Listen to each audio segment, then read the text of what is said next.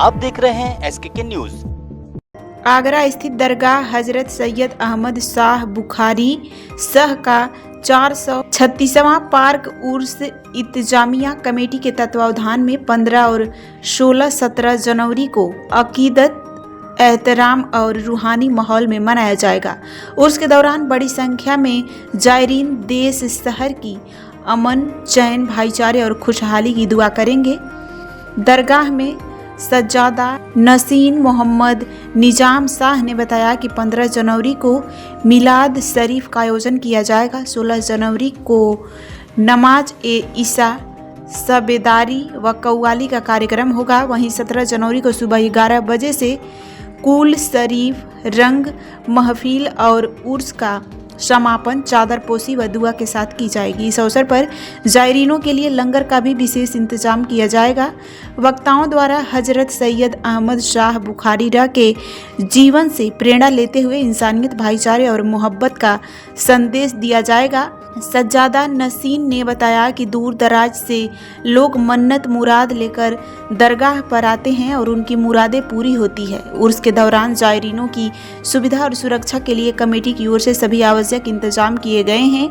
अंत में इंतजामिया कमेटी की ओर से उर्स में शामिल सभी जायरीनों, सहयोगियों और स्थानीय नागरिकों का तहे दिल से आभार व्यक्त किया। हजरत अहमद शाह बुखारी रहमतुल्लाह अलैह का उर्स होने जा रहा है, जो कि 436वां उर्स होगा और इसमें 15, 16, 17 तारीख को जो उर्स की रस्म अदा होगी। 15 तारीख को यहाँ पर मीलाद रखी गई है रात को, और 16 तारीख को जो है कुल क्या बोलते हैं सबदारी होगी और कव्वाली का आयोजन किया जाएगा। 17 तारीख को कुल शरीफ और कुल की छीटें और लंगर तकसीम होगा, जिस दिन समापन का दिन रखा गया है। तो तमाम लोग यहाँ पे जायरीन दूर दूर से आते हैं और कमेटी ने यहाँ पे सब इंतजाम कर रखे हैं और शासन प्रशासन की तरफ से भी इंतजाम हैं। कुछ चीज़ें अभी रह गई हैं जो प्रशासन की तरफ से नहीं हो पाई हैं, शासन की तरफ से। तो कमेटी लगातार गुजारिश कर रही है कि उस चीज़ों को पूरा करा जाए और पुलिस प्रशासन से भी थोड़ी सी गुजारिश की जा रही है कि लोग बाग आने जाने को, कि ये पूर्वी गेट से रास्ता इसका आने का है, तो जायरीनों को कोई परेशानी दिक्कत ना हो, कमेटी की तरफ से ये गुजारिश भी की गई है।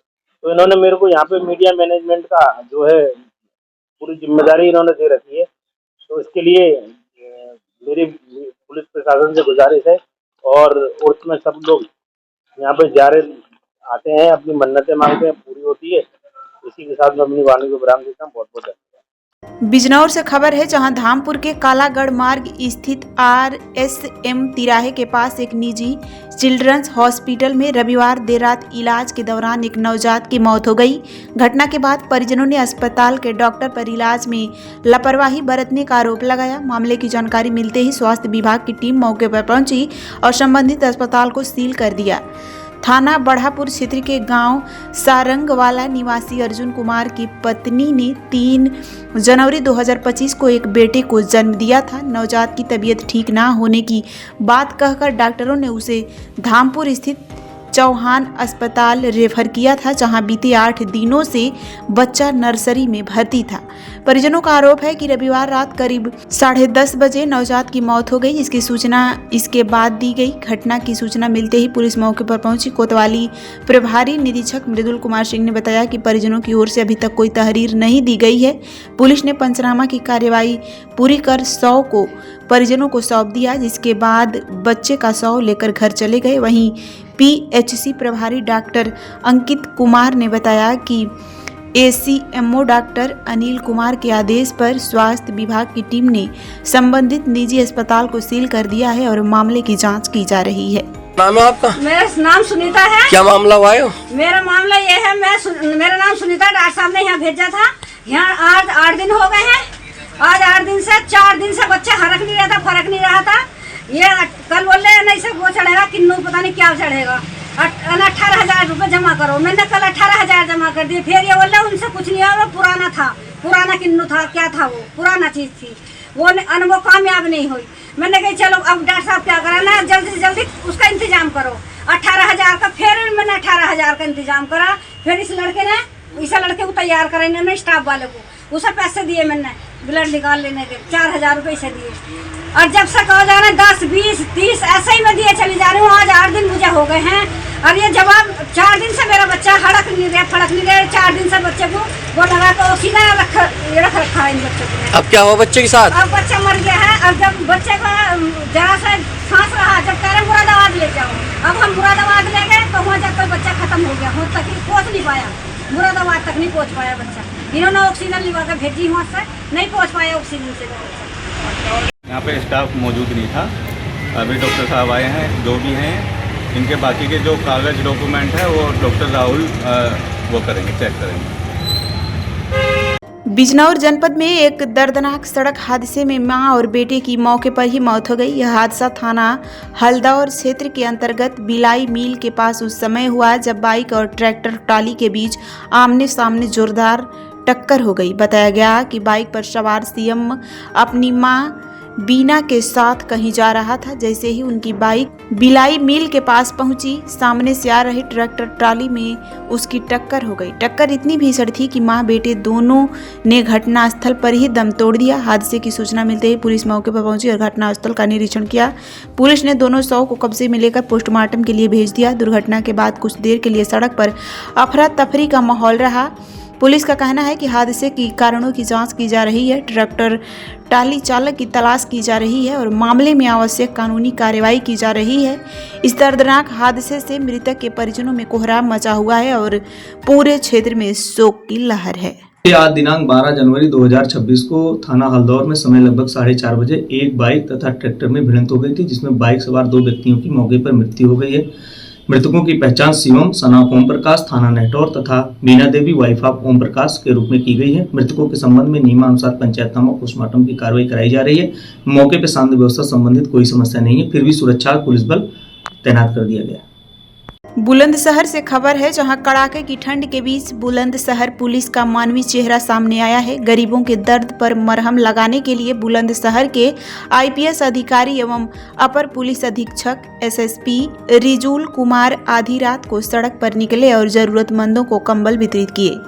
एएसपी रिजुल कुमार ने शहर की विभिन्न गरीब बस्तियों, चौराहों और सड़कों पर खड़े ई रिक्शा चालकों को कंबल बांटे ताकि उन्हें ठंड से राहत मिल सके।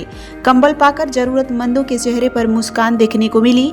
बताया गया कि एसएसपी रोटरी क्लब रॉयल के सदस्य भी हैं। इसी क्रम में उन्होंने आधी रात को गरीब बस्तियों, चौराहों और सड़कों पर पहुंचकर ऐसे जरूरतमंदों से मुलाकात की जिनके पास कपकपाती ठंड से बचने का कोई साधन नहीं था। उन्होंने स्वयं आगे बढ़कर लोगों को कंबल वितरित किए। यह पहली बार नहीं, इससे पहले भी एसएसपी रिजुल कुमार कई बार जरूरतमंदों को ठंड से बचाने के लिए कंबल वितरित कर चुके हैं। उनका कहना है कि आगे भी जरूरतमंद लोगों की सहायता जारी रहेगी ताकि कड़ाके की ठंड से उन्हें राहत मिल सके। सर, आज कंबल वितरण कार्यक्रम किया गया है, कितने लोगों को कंबल बांटे गए और किन किन पॉइंटों पर कंबल दिए गए? जैसा कि आप लोग जान ही रहे हैं, अब कड़ाके की ठंड पड़ रही है आजकल, तो उसी को देखते हुए बुलंदशहर पुलिस ने एसएसपी सर के निर्देशन में और रोटरी क्लब रॉयल उनके सहयोग से आज हम लोगों ने काफ़ी अलग अलग पॉइंट्स पे कंबल वितरण करा है।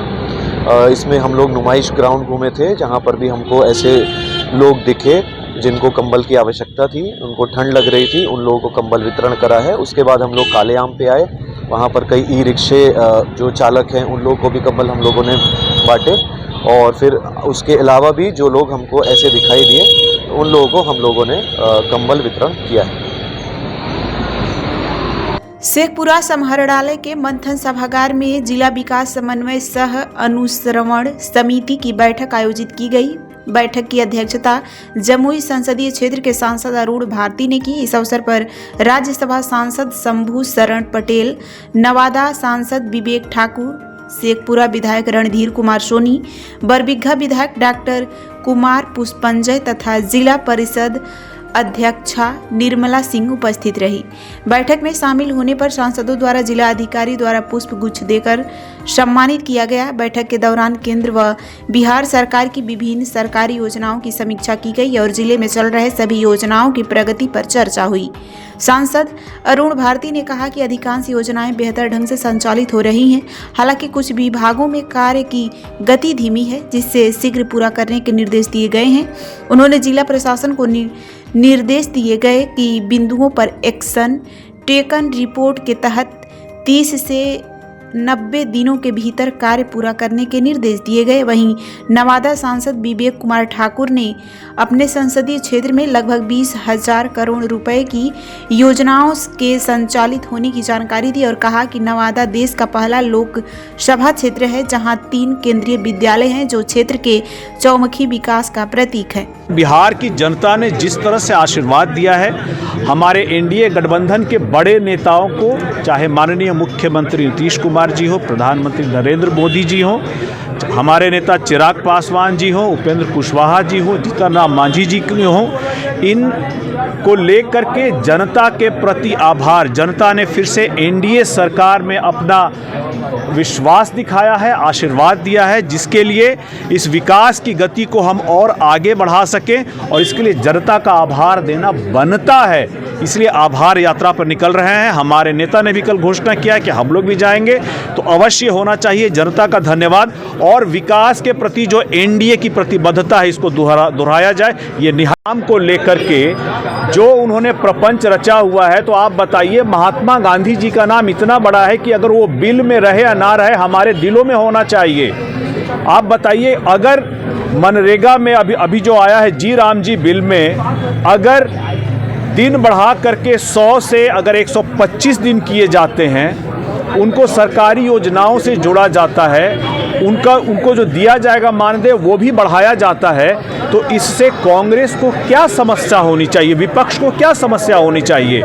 ये किसानों के हित में है, ये जो इसके मजदूर हैं उनके हित में है। और आगे आने वाले समय में हम लोग चाहेंगे कि इसको कंज्यूमर प्राइस इंडेक्स से जोड़ दिया जाए, ताकि जो मार्केट का रेट हो वो मजदूरों को मिल सके। सवाल हो रहा है कि मेडिकल के नाम पर बहुत सारे राजनीति हो रहे हैं आज स्तर पर, कहा जा रहा है कि कहाँ जिला मुख्यालय होना चाहिए। देखिए, इन सब मामले में सबसे बड़ी खुशी की बात यह है, माननीय मुख्यमंत्री नीतीश कुमार जी का, उन्होंने शेखपुरा जिला को चुना मेडिकल कॉलेज के लिए, तो इसके लिए हम लोगों का आभार होना चाहिए। और साथ ही साथ कहाँ पर हो इस पर राजनीति नहीं होनी चाहिए। ऐसी जगह पर ये बने जहाँ जिले के हर व्यक्ति को इसका लाभ मिल सके, ये हमारी प्राथमिकताओं में होना चाहिए। वहाँ डॉक्टर हो, दवाएं हो, मशीन हो और मरीजों के लिए उचित इलाज हो, ये हम लोगों का लक्ष्य होना चाहिए। क्यों नहीं होगा? जो नहीं हुआ वही हो रहा है। तो फिर आप ट्रेन बढ़ने वाली बात हो रही है, एक और ट्रेन की बातचीत चल रही है सर ये इस रूट पे। सोशल मीडिया में एक बात आ रही है सर, बार बार सवाल उठ रहा है कि आप अपने मद की राशि को किसी दूसरी जगह किया। बात उसको बड़ा सीधा समझ सर सभी सांसदों का प्रावधान है कि 50 लाख रुपए राशि वो देश में किसी भी अन्य क्षेत्र में जो मापदंड है उसके अधीन आप दे सके। इसलिए यहाँ आपके शेखपुरा में सोनल मानसिंह का भी पैसा आया हुआ है ना, यहीं पर हम लोग समीक्षा करते हैं सोनल मानसिंह का एमपी लैड फंड का। उसी प्रकार से एक शैक्षिक संस्थान में जब मैं राज्यसभा में था, 2 बार हम अध्यक्ष रहे भारत के संसदीय स्थायी समिति शिक्षा के, उस क्रम में गया तो एक बहुत बड़े व्यक्ति हैं जो कि जो बापू धाम है गुजरात में, जहाँ सब लोग जाता है, जहाँ बापू रहते, उसके समांतर उतना ही महत्वपूर्ण सूत का केंद्र है। उन्हीं लोगों का एक ट्रस्ट है जिसमें 2 कमरे के लिए उन लोगों ने आग्रह किया था, तो वो सही बात है कि हमने दिया। मटोकर गंगटी में आपको आरडीएसएस का प्रोजेक्ट चल रहा है, आपको 180 करोड़ का आपको जो पूरा पैन वाला काम शुरू हुआ, जो बरबीघा बाजार होते हुए कवर ड्रेन होते हुए जा रहा है, उसका भी आपको टेंडर हो चुका है। अब एक मेडिकल कॉलेज की भी चल रहा है, केंद्रीय विद्यालय विद्यालय आ चुका है। वह बिहार का पहला जो नया पावर प्लांट है वो नवादा में 6000 करोड़ की लागत से लग चुका है, 2200 मेगावाट का। इस 50 किलोमीटर के अंतराल में 3 केंद्रीय विद्यालय आ रहे हैं आपको इस तरह से। और ये स्वायत्ता है सांसदों की, इसमें कोई, ये राजस्थान के कांग्रेस के एक प्रवक्ता है, बिना काम के बैठे हुए में उनको लगा कि बिहार का कुछ अध्ययन आके देखे तब का नवादा और आज का नवादा लोकसभा की स्थिति क्या है। शेखपुरा जिला में सीपीआई कार्यालय कार्यानंदन शर्मा भवन लोकनाथ आजाद पथ से किसान सभा के बैनर तले झंडा और डंडा लेकर सैकड़ों कार्यकर्ताओं ने किसान विरोधी नीतियों के खिलाफ प्रतिरोध मार्च निकाला। मार्च के दौरान कार्यकर्ता केंद्र सरकार के खिलाफ नारेबाजी करते हुए पटेल चौक खंड पर कटरा चौक होते हुए चांदनी चौक स्थित बाबा भीमराव अंबेडकर की प्रतिमा के पास पहुंचे, जहां केंद्र सरकार के मुखिया प्रधानमंत्री का पुतला फूंका गया। इस मौके पर सीपीआई जिला सचिव प्रभात कुमार पांडे ने कहा कि आज़ादी के इतने वर्षों बाद भी देश का अन्नदाता किसान आत्महत्या करने को मजबूर है। महंगी खाद बीज, बाढ़ और सूखे की भयावह स्थिति के कारण खेती लगातार अलाभकारी होती जा रही है। उन्होंने कहा कि केंद्र और राज्य सरकार की कृषि एवं आर्थिक नीतियों के चलते किसान खेती छोड़कर दूसरे कार्यों को प्राथमिकता देने को मजबूर हैं, जिससे कृषि संकट लगातार गहराता जा रहा है, जो देश के विकास के लिए बेहतर खतरनाक है। उन्होंने मांग किया कि खाद की किल्लत और कालाबाजारी पर तत्काल रोक लगाई जाए तथा किसानों को निर्धारित दर पर खाद उपलब्ध कराई जाए। सरकार द्वारा घोषित न्यूनतम समर्थन मूल्य पर धान की खरीद सुनिश्चित की जाए। सभी प्रकार के कृषि ऋण माफ किए जाए और फसल बीमा योजना को प्रभावी रूप से लागू किया जाए। उन्होंने मनरेगा का नाम बदलकर VBG राम करने की आड़ में उसे बंद करने की साजिश पर रोक लगाने की मांग की। इसके साथ ही उन्होंने जबरन भूमि अधिग्रहण पर रोक लगाने, किसानों को उनकी जमीन का वर्तमान बाजार मूल्य के अनुसार मुआवजा देने, जमीन में दाखिल खारिज में व्याप्त धांधली पर रोक लगाने तथा जिला में बनने वाली मेडिकल कॉलेज को जिला मुख्यालय के समीप स्थापित करने की मांग रखी। इस प्रतिरोध मार्च में सीपीआई और किसान सभा के सैकड़ों कार्यकर्ता शामिल रहे। हम लोग ऑल इंडिया किसान सभा, बिहार राज्य किसान सभा के बैनर तले प्रधानमंत्री का पुतला फूके हैं। प्रधानमंत्री घोषणा करते हैं किसानों को लाभ देंगे, लेकिन शेखपुरा जिला समेत पूरे बिहार के अंदर धान की खरीद में कटौती कर दिया गया है। खाद नहीं मिल रहा, खाद की कालाबाजारी हो रहा है और किसानों का जो पंजीकृत करने का बात आया है वो गलत हो रहा है। सर्वे के नाम पर लूट हो रहा है। शेखपुरा जिले के अंदर मेडिकल कॉलेज बनना है और यहाँ के जिला प्रशासन के लोग मेडिकल कॉलेज बॉर्डर पर ले जा रहा है नालंदा का। ये नहीं चलने देंगे, इसलिए इस शेखपुरा जिला के किसानों ने तय किया है कि हमारी मांगों को पूरा करो, अन्यथा